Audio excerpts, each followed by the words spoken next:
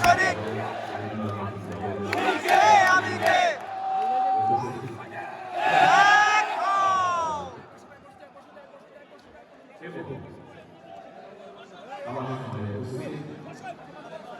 প্রিয় সভাপতি ছাত্র যুব শিক্ষক সহ তরুণ যুবক ভাই ও বোনেরা, আসসালামু আলাইকুম।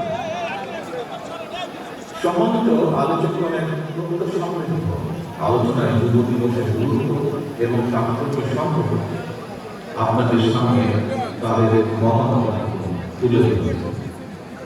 সবার আলোচনায় দেশের চলমান পরিস্থিতি এবং সমাজের সাথে কম উঠে এসেছে। তবে যদি খেয়াল করে দেখুন, অনেকের আলোচনায় একটি বিষয় স্পষ্ট হয়ে উঠেছে। কি সেটি?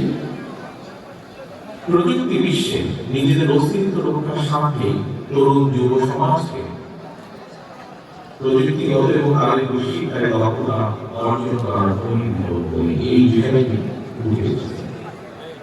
প্রিয় তরুণ যুবক ভাই ও বোনেরা, আন্তর্জাতিক যুব দিবসে এবারে প্রতিপাদ্য Youth Advancing Multilateral Cooperation through Technology and Partnership, যেটিকে আমরা বলছি প্রযুক্তি নির্ভর যুব শক্তি, বহুপাক্ষিক অংশীদারিত্বের অগ্রগতি।